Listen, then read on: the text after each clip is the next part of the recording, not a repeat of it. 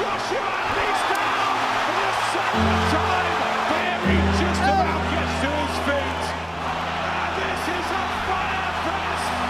Oh, the shot hand from Joshua. This is an incredible performance so far. Joshua tottering and teetering up down for the third time in the fight. Oh, he's waved it off. Wow. Andy Ruiz Jr. becomes the first Mexican heavyweight champion.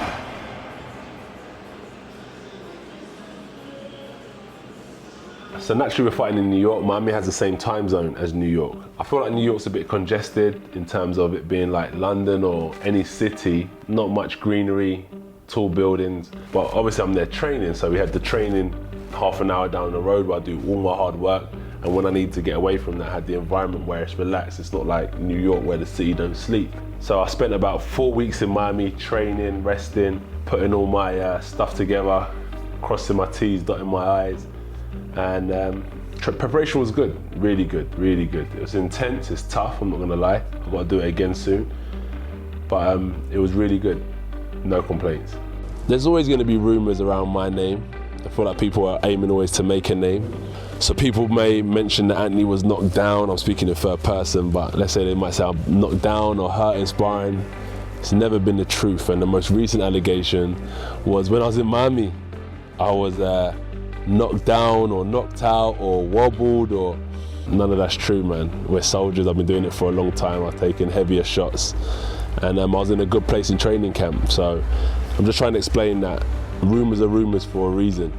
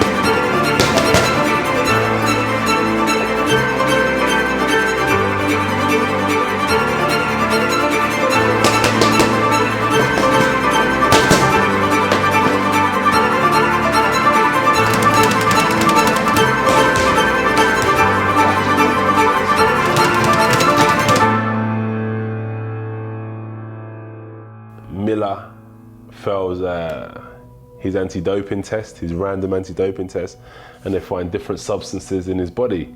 I messed up. I made a bad call. So now we're in a situation where either we have no fight or we find a replacement.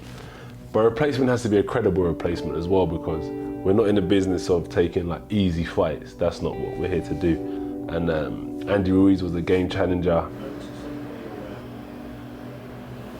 See that right hand there? I remember years ago, my uncle wrote out a list of all the heavyweights. And next to Andy Ruiz, he put Upset King, believe it or not. And this was about 2014, he gave me that list. I was watching the spars back. We was in a good rhythm in England. Yeah, you went to the cost now to bang out the rounds. Yeah, it's been a good camp.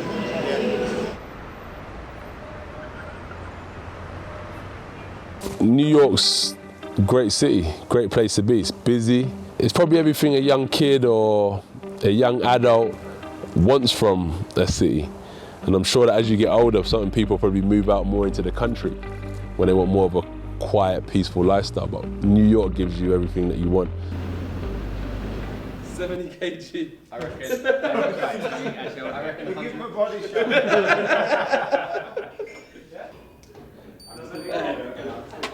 116. Just jump on it, friends. I reckon about 100,000. Wait for it to be. I'm from a very, very good, respectful family. However, I found opportunities elsewhere. So even though I may have been up to mischief now and again, people would always turn a blind eye. So I managed to navigate my way through life by people turning a blind eye to some of my antics. It was only until I went to the boxing gym that everything I do, I'll get pulled up. Oi, you idiot, what are you doing over there? Oi, stop talking. What are you boys up to in that corner? And that's what I get out of boxing, is understanding what I have to do to be respected as a human before I'm respected as a boxer. You gon' push me to my breaking point, that's a hard fact. We had an agreement, you got greedy, then you double back. That's a no-no, it don't work like that. We were friends, knowing me, how you thought you'd get away with that? If you switching up, I might have to switch your little face up. Right hand to the gavel, either way I'm getting caked up. Lying in the sand, pretty boy, what you made of? I can flip your shit, take your chick and your pay stub. I wasn't that kid from the estate, from 10 years old, that was taken down a boxing gym and was told I'm going to be a champion. I wasn't that kid whose old man pushed me into boxing. I took myself there and I knew what I was getting myself into and I knew what I had to do. No one taught me how to make money, no one taught me how to be a businessman. This was just all off my own back, and I just dedicated myself, and I still dedicate myself to my life now.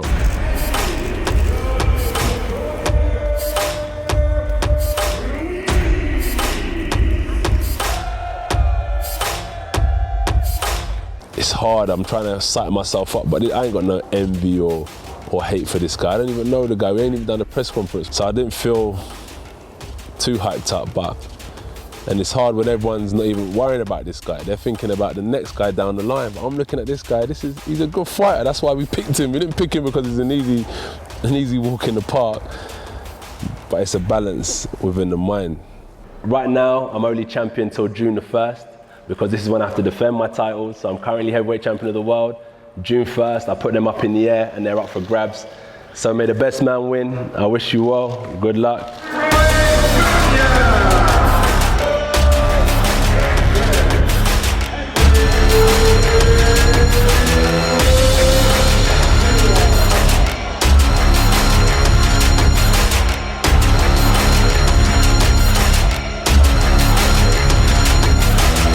Arriving at MSG, I'm about to post my name alongside all these great names. It's going to be a historic night regardless, so let's get down to business. From Madison Square Garden, New York City, let's get this party started!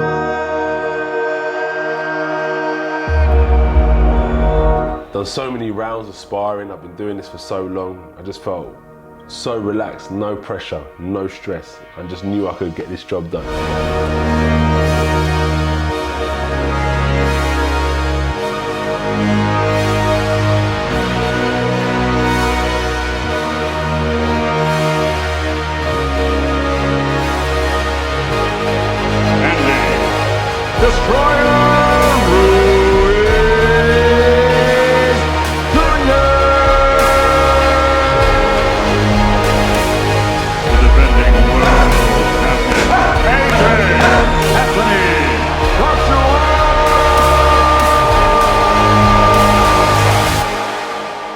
Yeah, nothing felt different. I was focused. It doesn't matter where you put me. You can put us in a shed and fight us in a garden, no problem.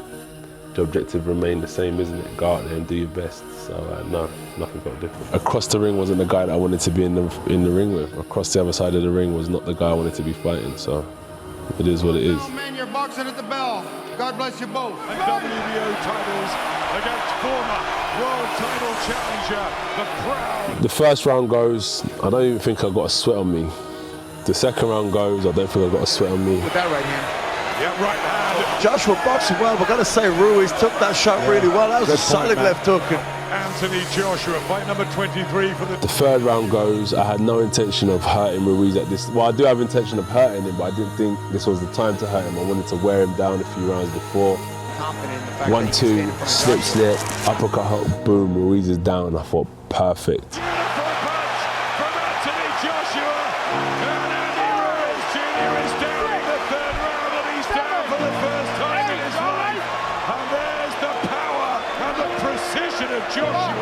This is my chance now to go in there and land just one more shot. Just one more accurate shot and that'll be the fight over. Just when Ruiz looked like he... I've gone in there now looking for that second shot. 1-2 lands. tried the same combination again. Boom. He rolls it. Boom on the chin. No problem. Boom.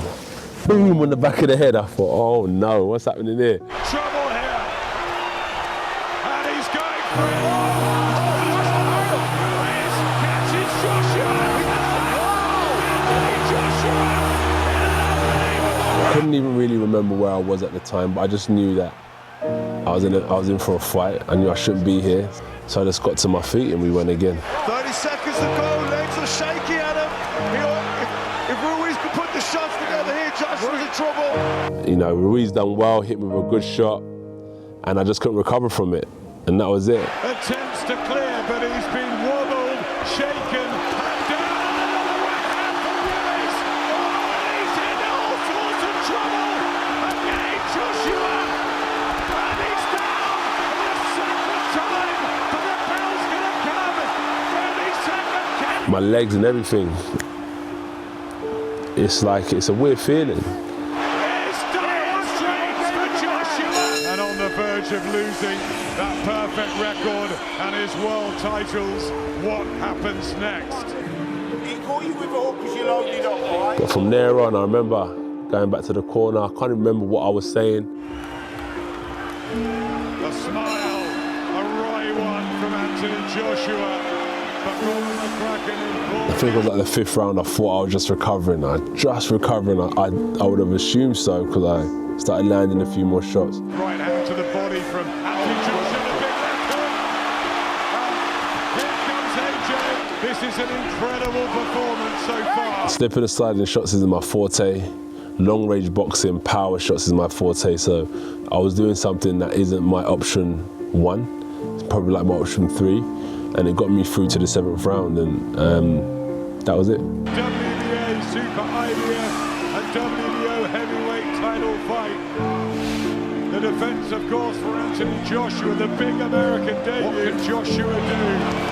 Right hand from Boom, got hit again. As you're climbing, it was just like the hole was getting deeper. Right hand from Ruiz. Here he comes again. And Joshua tottering and teetering up down for the 3rd time in the fight. And it's all going horribly wrong for AJ.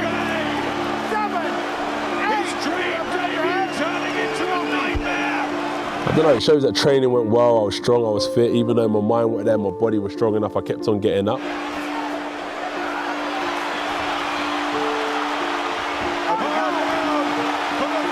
Down, breathing heavy, gum shield drops. Found myself to my feet again. He ain't knocked me out cold, but he's knocked me down. So I find myself walking back to the corner, he's counting. The ref holds my shorts, pulls me forward. And as he pulled me forward, I step forward. Then he pushes me back. I think, okay, cool, he's pushed me back. So I think he's gonna put my gum shield in. And the next thing I see, he's waved off the fight.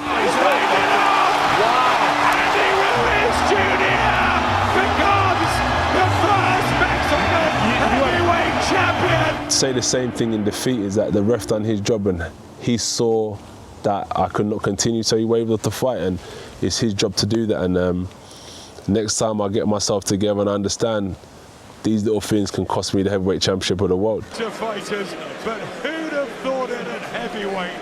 9 previous challenges as a Mexican. I always say don't let the failures get to your heart and don't let success get to your head. So in that sense, I've always felt like the belt's never represented me. I'm always a man who stands alone, and that's why I say I make boxing. Boxing doesn't represent me. I'm a man before I held those belts. I was a respectful person before I held those belts, and I'll always be the same person when I retire as well, and those belts aren't around my waist. You just want to sleep. Nah, I won't go out to sleep. Why? It's a fight, innit? It's your adrenaline's high. It's not a big thing. No, you can't sleep. It makes you a better person. A week later, you go back to the drawing board. You go back to the drawing board, you talk, you watch, you study, and then you become better, become stronger. And if you don't become stronger, you become weaker from it, you stop. So it's your choice. Do you stop or do you keep going, innit? So All good. Shit, I don't need some motivational talk. I'll go home next. Nah, it's calm, trust me. I'm a soldier, man. We're going home now.